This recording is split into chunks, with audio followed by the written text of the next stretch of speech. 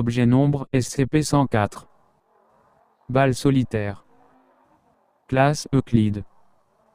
Procédure de confinement spéciale SCP-104 est actuellement contenu dans un coffre en acier avec accès par clavier électronique. L'accès est restreint aux membres de niveau 3 ou plus. Ne permettre à SCP-104 d'entrer en contact avec aucun tissu vivant. Toute interaction avec SCP-104 doit être gérée par assistance robotique ou avec utilisation d'une combinaison complète de type plasma. Toute personne qui serait marquée par SCP-104 devra faire une demande de démarquage. Si la personne en question ne fait pas de demande dans les 24 heures à venir, celle-ci sera exécutée. Description: SCP-104 est une sphère de 3,5.5 cm 14 pouces de diamètre et pesant 2,3 kg 5 livres, l'extérieur est en verre très doux enveloppant la sphère d'une couche de 6 mm 0,2 in d'épaisseur. Sous cette couche se trouve un canevas de lignes noires et blanches extrêmement intriqué. Le cœur est une balle en bois finement sculptée, donnant au canevas de lignes une texture très raffinée. Le canevas est incroyablement complexe et semble ressembler au test de Rorschach, toutes les personnes l'ayant vu semblant en avoir une interprétation différente. Des mouvements ou des cliquetis provenant de la sphère ont été reportés, mais pour le moment rien n'a été confirmé. Si un humain touche SCP-104 dans son état inactif, SCP-104 va alors marquer le sujet. Si le sujet marqué s'éloigne de plus de 9 m30 ft de SCP-104 pendant plus de 5 minutes, SCP-104 apparaîtra à moins de 2 m7 ft du sujet. Le déplacement se fera instantanément, disparaissant et réapparaissant en moins d'1 nanoseconde, indépendamment de la distance ou des objets entre deux.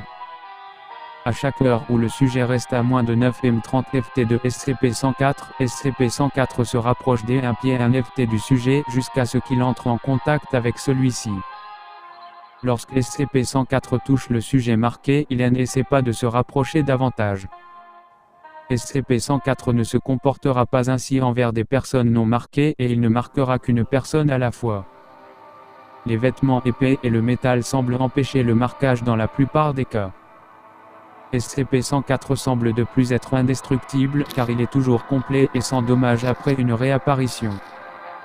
Même s'il a été broyé ou brûlé, SCP-104 réapparaîtra complet et sans dommage si son sujet marqué est en dehors de la portée minimum pendant plus de 5 minutes.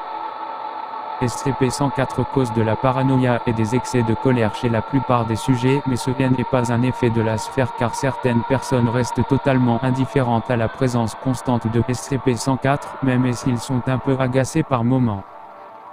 SCP-104 peut seulement se démarquer du sujet si celui-ci est tué ou entre en état de quasi-mort. SCP-104 reviendra alors à son état inactif jusqu'à ce qu'il soit touché. Les gants épais sembleraient bloquer l'imprégnation tant qu'ils font plus de 13 mm 0,5 in d'épaisseur. SCP-104 a été retrouvé dans un marché aux puces par un homme qui le portait dans un sac de bowling. L'homme ne s'est jamais identifié et l'a vendu à l'agent pour 0,20 €, le remerciant à profusion avant de partir en courant. Note 104 à 1108 R. Il a été théorisé que SCP-104 soit une sorte de sonde extra-dimensionnelle ou un appareil d'enregistrement. Cela semble peu probable car il est constitué de matériaux terrestres et ne possède aucun dispositif d'enregistrement visuel. Cependant, avec peu d'autres explications pour son comportement étrange, cette théorie est étudiée.